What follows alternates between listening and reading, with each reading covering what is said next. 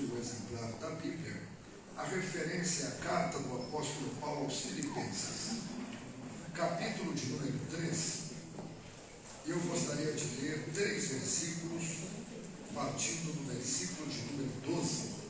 Vou ler o 13 e fecharei com o versículo de número 14. Enquanto você está manuseando o seu exemplar da Bíblia, eu quero aqui tecer os meus agradecimentos ao casal de amigos, de pastores, pastor Daniel, também pastor Jaqueline, família, que me recebe tão bem, poder ver a visita aqui. Eu me sinto à vontade aqui estando. Eu, às vezes, meus irmãos, por pastorear a igreja, ou voltar a pastorear a igreja, como eu disse para o pastor Daniel, não era bem a minha intenção, mas Deus tem os seus caminhos. Eu trabalho no campo de Campinas, com o pastor Paulo Freire, mas aprove ao Senhor em mais uma oportunidade me dar este privilégio de poder ser alguém para servir a obra do Senhor. Então, quando eu passo por aqui, apesar de ter outros amigos, alguém sempre cogitando meu nome para ir num lugar ali, outro lugar acolá, vejam só que eu estava de férias em Santa Catarina. Eu cheguei no domingo e 7 dias de férias, eu acho que preguei 6 dias. Isso porque estava de férias, mas a minha esposa, ela está arrumando algumas coisas ali no hotel, não pôde aqui estar. Porém, eu entendo que o Senhor me quer neste lugar. Ele tem uma palavra ao seu coração. Poder conhecer o cantor Edgar. Que Deus continue abençoando este servo do Senhor. Carta do apóstolo Paulo aos Filipenses, capítulo 3, versículo de número 12, na tradução que eu vou ler, diz assim: não que já tenha alcançado ou que seja perfeito, mas prossigo para alcançar aquilo para o que fui também preso por Cristo Jesus. Irmãos, quanto a mim, não julgo o que haja alcançado, mas uma coisa faço, e é que, esquecendo-me das coisas que atrás ficam e avançando para as que estão diante de mim, prossigo para o alvo, pelo prêmio da soberana vocação de Deus em Cristo Jesus. E você pode se assentar. Aleluia. Meus irmãos, eu venho com este texto no meu coração e sabendo que nós aqui estamos e hoje também se inicia o exórdio deste trabalho de 12 dias para 12 meses de vitória, ou ainda o propósito que se inicia neste primeiro dia destes 12 dias. Me veio ao coração esta mensagem, e quem conhece o texto sabe que Paulo está remetendo a uma igreja que ele conhecia de perto, de modo proximal, até porque Paulo foi o fundador desta igreja. E quem conhece as viagens missionárias do apóstolo Paulo sabe que foi na segunda viagem missionária que ele teve a maior efetividade do seu trabalho. Foi a viagem missionária mais produtiva, não que a primeira viagem missionária, nos capítulos 13 e 14 do livro de Atos, não foi produtiva, e muito menos a última viagem missionária, que está pautado no capítulo 20 do livro de Atos, também não foi produtiva. É que a segunda viagem missionária teve um viés diferenciado, porque Paulo tinha uma direção no seu coração, mas o Espírito de Deus, coadunado e estando unificado com o próprio Jesus, porque são uníssona a voz de ambos ao interpelar Paulo. E quem conhece Atos no capítulo 16 e os versículos de número 6 e 7, sabe que foi o próprio Jesus que disse a Paulo: você não irá a Bitínia, porque o desejo do coração de Paulo era estar na região do Ponto. Porém, o próprio Senhor Jesus disse: Paulo, ali não é o seu lugar. Mas o temperamento colérico e intempestivo do apóstolo Paulo fez com que ele relutasse uma vez mais. E o versículo de número 7 do capítulo 16 do livro de Atos, o próprio Espírito Santo diz: você não irá àquele lugar. Então Paulo entendeu. Por quê? Porque há um entendimento da parte do apóstolo Paulo que o Senhor não queria ele ali. E se ele estivesse rompido a barreira que o Espírito Santo havia colocado, e se ele tivesse pulado este entroncamento que o próprio Jesus colocou ali, não seria produtivo aquela viagem missionária como foi. Então entenda, muitas das vezes o Deus que diz sim, ele diz não também, e ele tem propriedade para falar o não. A negativa de Deus é porque ele sabe quem é você, ele sabe quem sou eu, ele sabe quem somos nós. O próprio Jesus foi quem disse, no capítulo de número 5 e o versículo de número 37 do Evangelho segundo escreveu São Mateus: sim, sim, ou não, não. O mesmo Deus que diz sim, ele diz não também. Então sabe o que devemos fazer? Absorver o não de Deus como se fosse um sim também. Nós latino-americanos temos dificuldades de receber não. Vejam só, você vai para algum lugar onde há uma colônia de europeus ou pessoas de um outro povoado, e eles têm facilidade de dizer não. Mas diga não ao latino-americano, parece até que você está contrariando ele a todo gosto, e você não é amigo, não é um ente querido, não é um irmão daquele ou daquela, porque nós não estamos habituados em ouvir não. Mas entenda o que eu vou lhe dizer mais uma vez: o mesmo Deus que diz sim, ele diz não também. Se você recebeu o não de Deus, você é um privilegiado. Por quê? Porque Deus só corrige, Deus só aponta, Deus só trava, Deus só dirige aqueles que são coordenados por Ele. E veja que não sou eu que digo isto.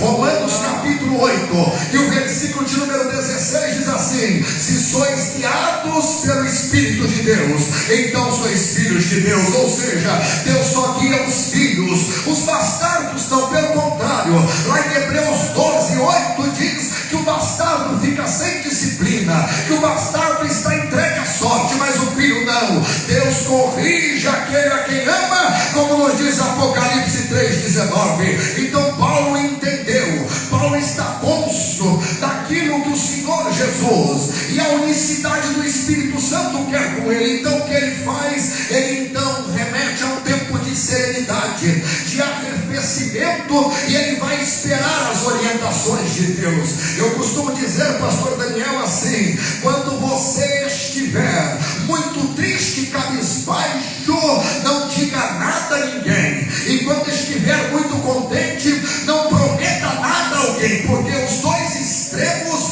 vão lhe acarretar algum problema. Está muito triste, não diga nada, não fale nada, vá orar, porque é melhor você ter marcas no joelho do que ter consequências intermináveis pela vida toda. Agora eu quero lhe dizer uma outra coisa: quando estiver muito contente, e a Bíblia tem exemplos disso, porque Jefité fez então um voto ao Senhor. Estava como? Estava triste. E o que é que ele fez? Começou a falar, e ele disse: o primeiro que entrar, o que eu vou fazer? Eu vou sacrificar. Entrou a filha. E agora, meus irmãos, nós vamos entrar nesta história do capítulo 11 do livro de Juízes. Por quê? Porque é assim: quando nós estamos muito tristes, pensamos que podemos falar tudo, fazer tudo, e cuidado, olha o que a Bíblia diz em Provérbios 29 e 20: é enganoso para o homem dizer santo é, e depois de votar, só conferir depois, só remeter depois. Ou seja, é enganoso para você e para mim dizer: olha, eu faço qualquer coisa,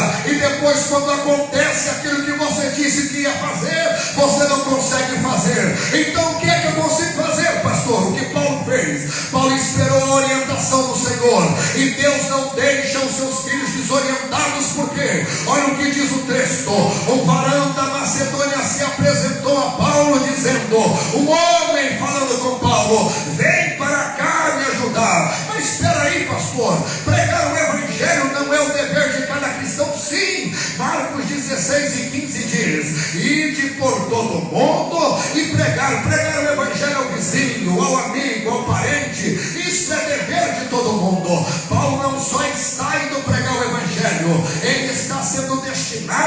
para uma obra específica. E o que é que remete a isso? Uma logística diferente, um trabalho diferente, um recurso diferente, uma oportunidade diferente. Não é um corriqueiro, não é um automático, não é um sistemático, não. Todas as vezes que você precisar de realizar algo diferente, vá falar com Deus para ver se Deus quer isto. Enquanto Deus não der a sua palavra, fique no seu lugar, aguarde o tempo de Deus. Sabe por quê?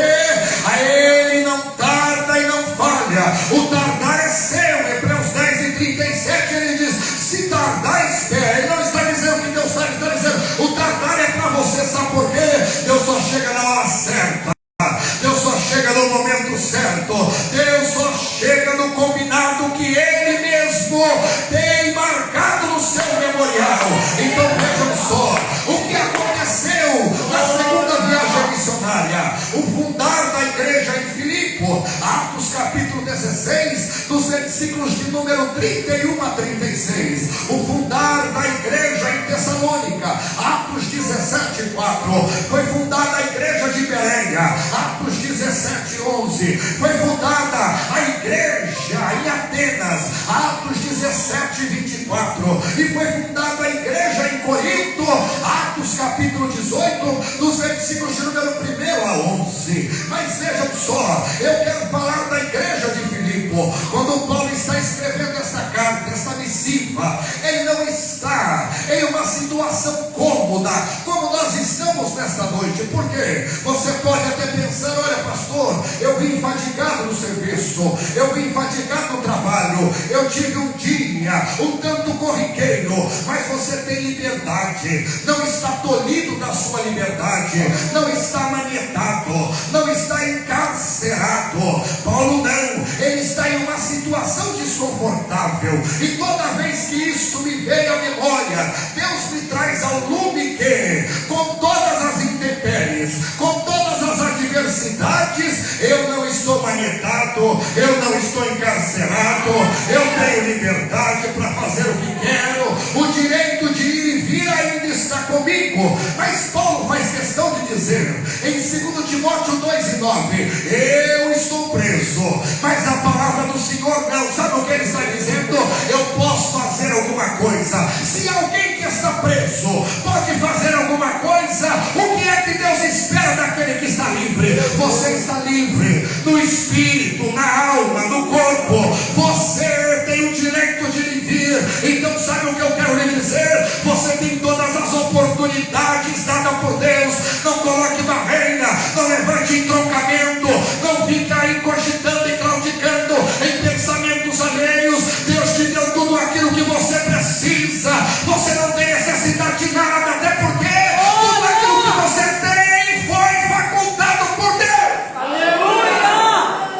Paulo está preso, e ele faz questão de dizer isso quando escreveu a segunda carta aos Coríntios, no capítulo 11, no versículo 23, dizendo: eu fui preso 3 vezes, esta é a última prisão. Ele está no cárcere Mamertino, entre 11 e 12 quilômetros na distância de Roma, como se fosse uma região metropolitana. Enquanto ele ali está, ele entende que Deus quer usá-lo. E vejam só, não vou falar do capítulo 1 da carta aos Filipenses, aonde Paulo diz que tudo contribuiu para a pregação do Evangelho, em Filipenses capítulo 1, versículos de número 12, 13 e 14. Não vou falar do capítulo 2, aonde ele está combatendo o aniquilacionismo, que era uma seita de época, e falando do mistério da encarnação de Jesus, chamado de Quenoses. Mas no capítulo 3, Paulo está querendo animar os irmãos de Filipo, mostrando o estado que ele está. Se tem, meus amados, um exemplo que você pode dar, é o exemplo pessoal. Paulo não vai usar outros exemplos, sabe por quê? Falar da vida alheia é difícil, falar do comportamento secundário daqueles é mais complicado. Paulo se usa como exemplo, e não é a primeira vez, porque o versículo de número 15 ele diz: eu sou exemplo. Ele diz: vocês podem me imitar porque eu sou exemplo. Quando escreveu a primeira carta aos Coríntios, no capítulo 11, no versículo 1, qual foi a palavra de Paulo? Olha, imita Cristo que eu sou imitador. Ele disse: não, sede meus imitadores, imitadores. Como eu sou de Cristo, sabe o que Paulo está dizendo? O que eu estou te falando para fazer, faça. Por quê? Porque eu já fiz e deu certo.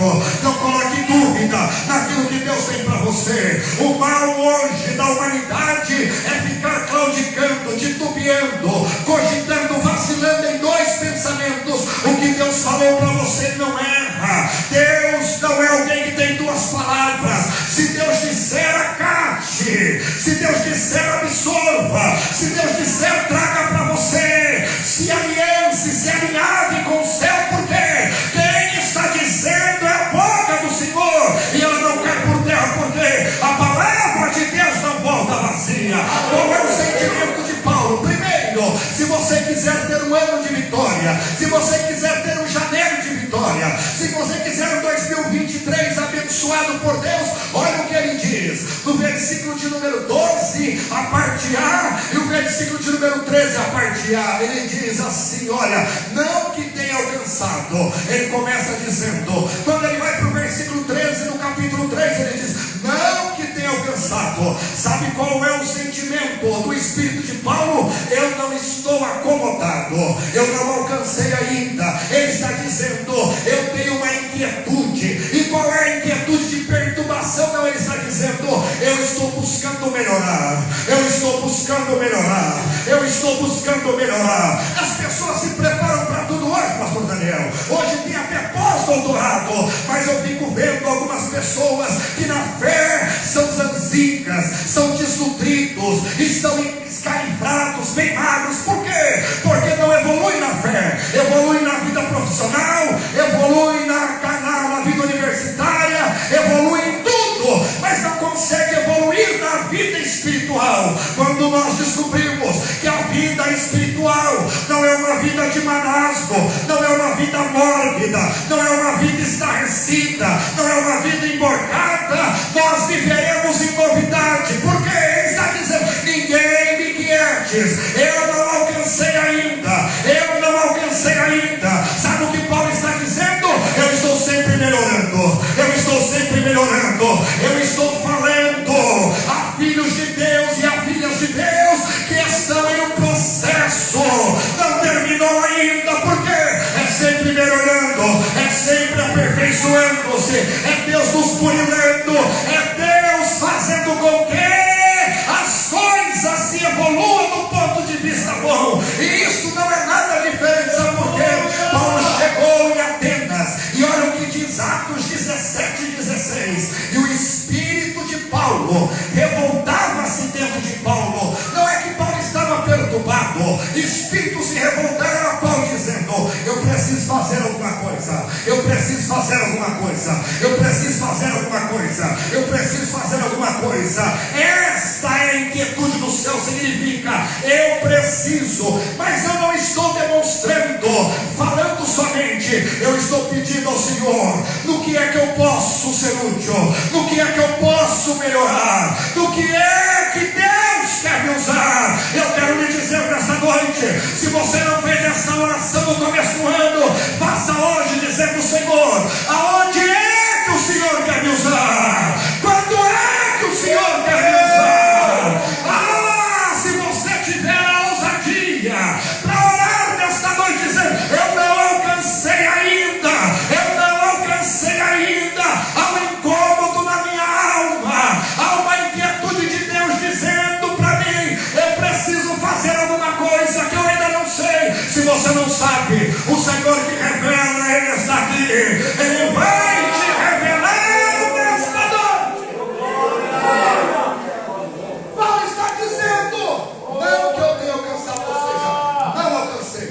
E ele continua dizendo, não que eu tenha alcançado, ele está dizendo, não alcancei. Aleluia. Se nós não melhorarmos, se nós não nos aperfeiçoarmos, se nós não entendermos o processo que é a vida cristã, nós vamos parar. Primeiro, Paulo está dizendo, eu não alcancei, eu não alcancei. Segundo, olha o que diz o versículo 14, uma coisa faço já que eu não alcancei, eu tenho que ter prioridade. Prioridade é um verbo que não dá para conjugar no plural.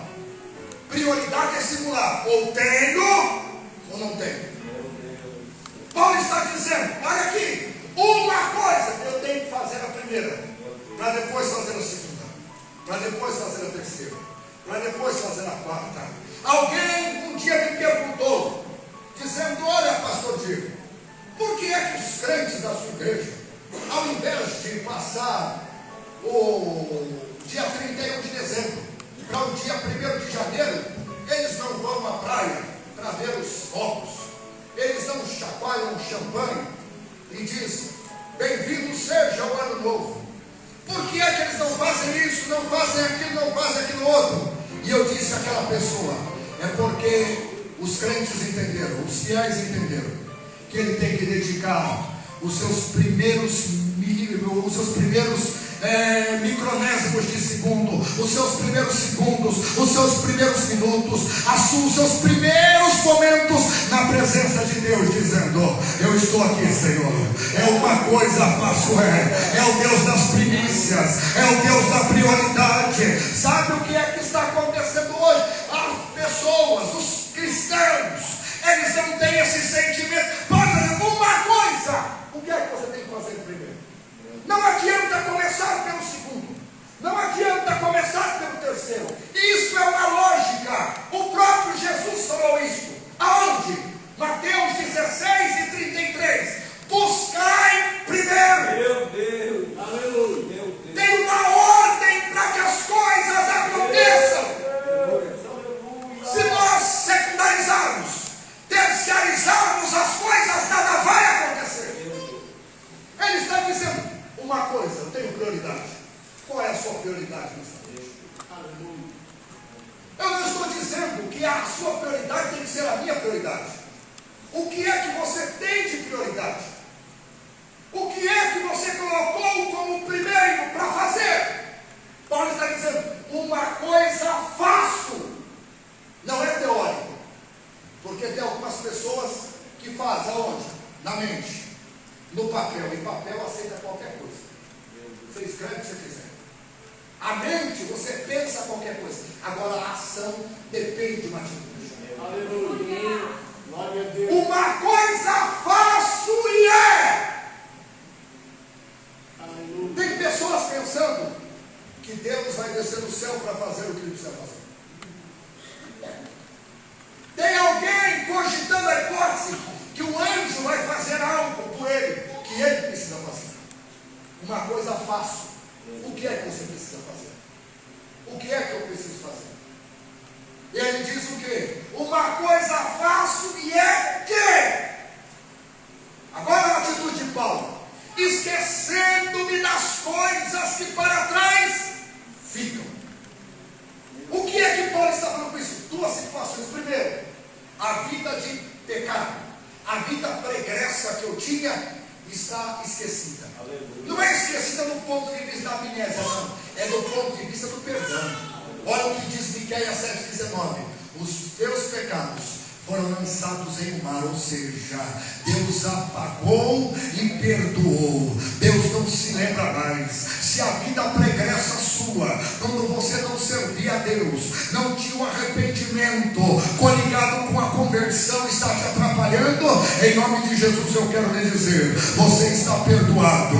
Você está perdoado. Sabe por quê? Quem perdoa é Jesus. Mateus capítulo 1, versículo 21. O nome de Jesus perdoa. O nome de Jesus perdoa. E o sangue de Jesus, 1 de João capítulo 1, versículo 9. O sangue de Jesus purifica. O nome perdoa e o sangue purifica. Então o que acontece? Nenhuma condenação há. Romanos 8, versículo 1.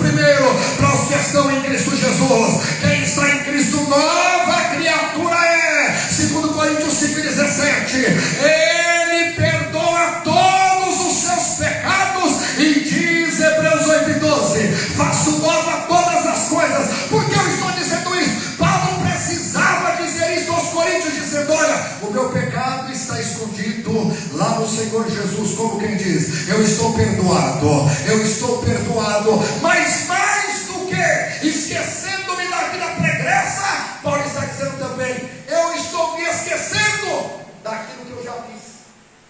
Não é esquecendo no sentido de não ter a recompensa. Ele está dizendo: para eu continuar continuar fazendo, eu preciso pensar: o que eu fiz já passou, ficou para trás. Eu preciso continuar fazendo.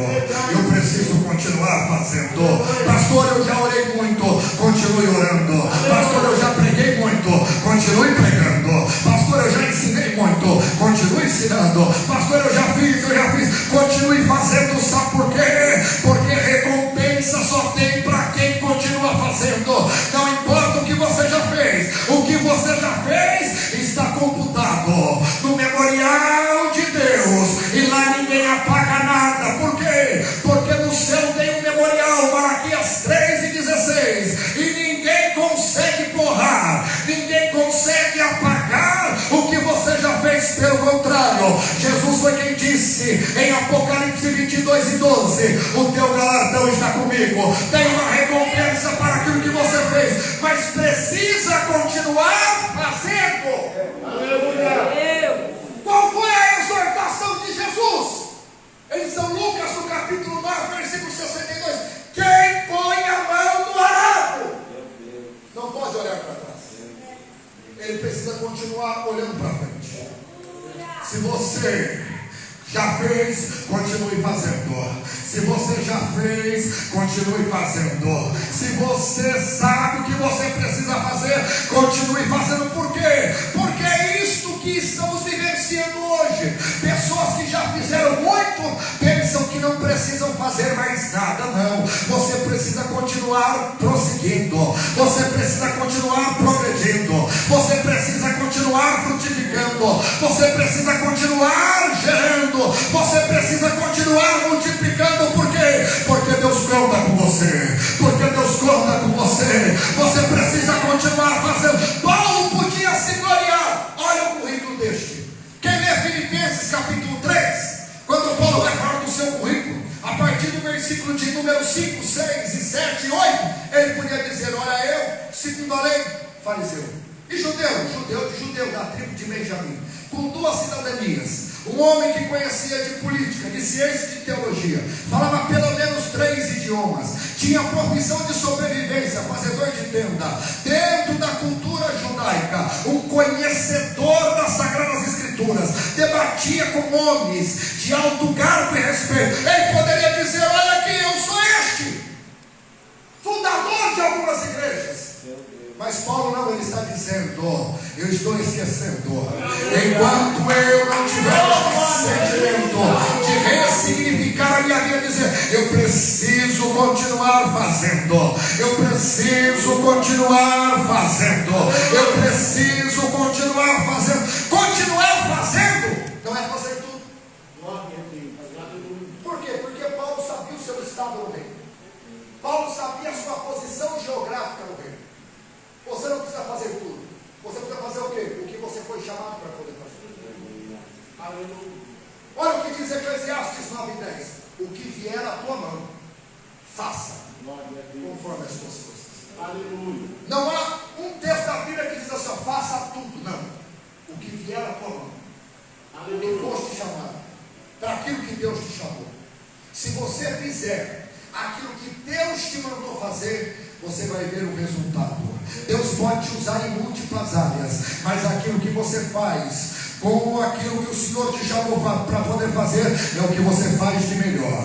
Aquilo que você faz como o Senhor te chamou para poder fazer, é o que você faz de melhor. Eu não sei qual é o chamamento de Deus para a sua vida, mas só faça aquilo que Deus te chamou para poder fazer primeiro. Sabe por quê? O que você faz melhor. Alguém um dia perguntou para mim: olha, pastor Gil, você sabe tocar instrumento? Falei: sei, mas não gosto de cantar. Eu gosto de cantar para mim. Por que você não toca na igreja? O violão fica lá. Porque eu entendi que eu tenho que fazer aquilo que eu fui chamado para poder fazer. Por quê? Aquilo que eu fui chamado para poder fazer é aonde Deus vai me usar. É aonde Deus vai me usar. Eu não quero que você faça tudo. Eu não quero que você seja multiforme nas suas ações. Não. Só faça aquilo que Deus te chamou para poder fazer. E você vai ver que as coisas vão melhorar. Sabe por quê? Quando você faz aquilo que Deus te vocacionou, tem um contentamento que o dinheiro não paga, que a pecúnia não compra, que qualquer divisa não barganha contigo. Sabe por quê? Porque você está fazendo fazendo aquilo que Deus te mandou fazer. Não tem negócio. Eu gosto sempre de usar o exemplo da minha esposa. Minha esposa é professora de matemática, coordenadora de matemática no estado. Fez pedagogia porque precisa compor dentro do processo do estado. Mas veja só, ela arrumou um emprego uma vez, pastor Daniel. Foi lá fazer entrevista. E quanto que é? Meus irmãos, só no Vale Refeição era aquilo que eu ganhava o mês todo pregando. Veja só como é que é as coisas. Era uma situação complicada. Aquele tempo era daquele jeito mesmo. Eu lembro disso. Só o Vale de Refeição ela falou para mim. Eu falei, meu Deus do céu. Aí foi falando dos benefícios. Sabe quantos dias ela trabalhou? 3 dias. Ela falou, não fui chamado para isso. Por quê? Porque não estava bem. Aquilo ali, o dinheiro é bom, mas dinheiro não é tudo. Dinheiro não é tudo. Dinheiro ajuda, e eu não estou desprezando isso. Mas você faz uma coisa amarrada. Parece que você está fazendo por fazer. Agora você quer ver uma coisa dar certo, aquilo que Deus te mandou fazer. Não tem melhor coisa. Não tem melhor coisa. Eu um dia fui repreendido por um diácono. Como assim, pastor? Eu não vou dar o nome dele, porque eu não preciso, mas ele é meu amigo. E eu vendo a situação que ele ia citar, falei, que diácono abençoado. Olha, vou levar a presbítero. Chamei ele, falei para ele assim, olha fulano, quais são os critérios daqui? Você tem um curso, é assim. Ele falou para mim assim, não faça isso, pastor. Eu falei, por quê? Porque eu fui chamado para ser diácono. Se o senhor me apontar para ser presbítero, se o senhor me separar para ser presbítero, o senhor vai perder o diácono e vai ganhar um mau presbítero. Isso já faz alguns anos atrás. Aí Deus falou comigo, ele está fazendo aquilo que ele foi chamado para poder fazer. Abre a igreja, fecha a igreja, auxilia o pastor.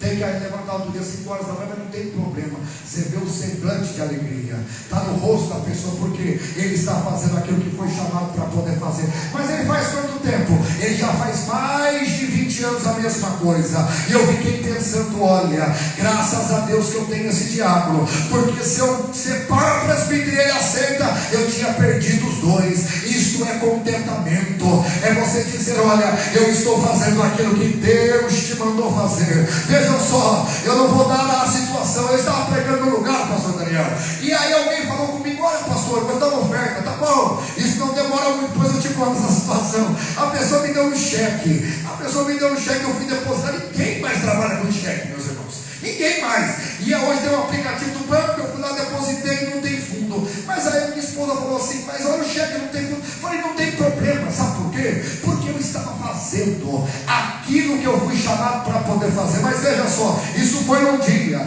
No outro dia eu fui pregar na outra igreja, e eu peguei o valor do cheque. E aí eu falei, esse cheque está aqui do lado, deixa eu ficar aqui. A pessoa veio me dar uma oferta, me deu o valor do cheque mais 2 vezes mais. Por quê? Porque eu mereço? Não, porque eu estava fazendo. O dinheiro foi bom, ajudou. Mas e se não viesse? A presença de Deus te recompensa aquilo que você está fazendo. Aleluia.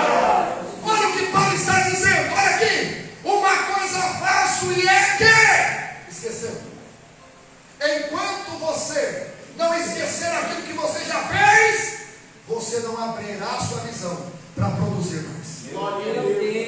Olha aqui o que eu vou lhe dizer. Deus só dá semente, segundo Coríntios 9:11, a quem semeia. Ninguém come semente. A pessoa semeia semente.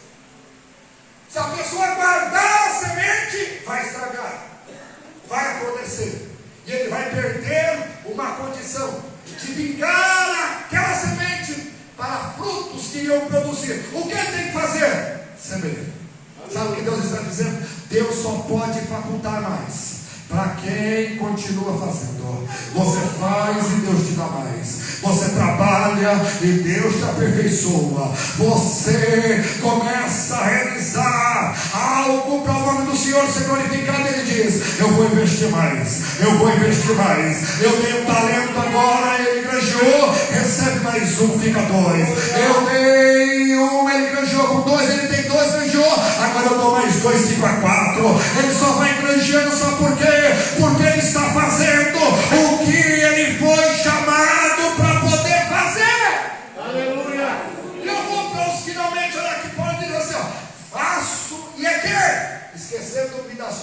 para trás, avanço. Paulo entende o quê? Que não pode voltar para trás. Sabe qual é a maior dificuldade da igreja evangélica hoje? Não é ganhar pessoas. É a pessoa se deixar ser convencido pelo Espírito Santo de Deus, como nos diz João 16, nos versículos de número 8 a 11, que ele precisa continuar firme e servindo. Nós ganhamos tantas almas para Jesus. Não é porque a falha do pastor, na liderança, no discipulado, não é que nós não queremos que as pessoas se firmem, mas as pessoas ainda estão olhando para trás. Isso não é nada novo. Você já leu Êxodo 14, versículo 10? Para mim, um dos versículos mais tristes da Bíblia. E eles então, não é que eles voltaram para trás, eles queriam voltar atrás e lembraram das sepulturas que tinham no Egito. Você já imaginou um povo que comeu o pão dos anjos, chamado maná, Salmo 78, 25? Você já imaginou um povo que foi guiado com uma nuvem que era um ar-condicionado? Números 14, 18 de dia e de noite, Deus era uma coluna de fogo para aquecer o povo e fazer com que todas as bestas feras, animais peçonhentos fossem afugentados. Deus fez com que os carros de Faraó recebessem a vida de um anjo que estava desapertando as rodas do carro, para que eles não pegassem o povo de Deus. Deus trabalhou em prol do seu povo, e Deus quer que o povo vá para frente e o povo querendo ir para trás. Quando Jesus foi exortar uma geração, ele usou dois exemplos. Só que dentro do exemplo de Ló, ele disse assim: olha, como foram nos dias de Ló, está escrito. Não foi eu que escrevi em Lucas 17, 26, mas no versículo 32 ele faz uma referência dizendo: lembrai-vos da mulher de Ló, que colocou o seu coração aonde? Lá em Sodoma. Sodoma era ruim? Não. Gomorra era ruim? Não.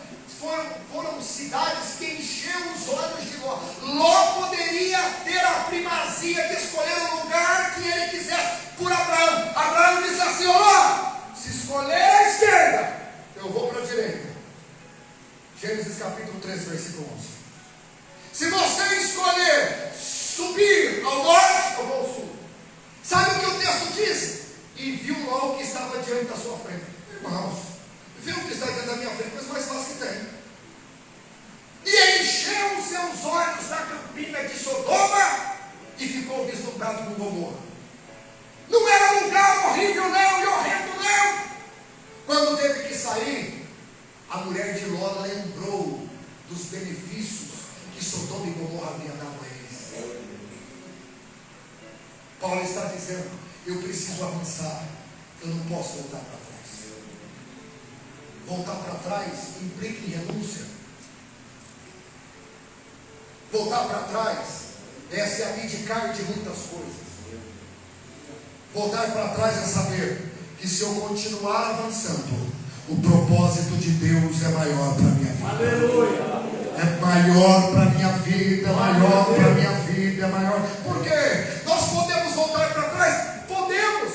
A soberania de Deus está no nosso livre-arbítrio. Pastor, por que Deus não me barrou, não me tolhiu, não me proibiu? A soberania de Deus está ali. O livre-arbítrio, você faz o que você quiser.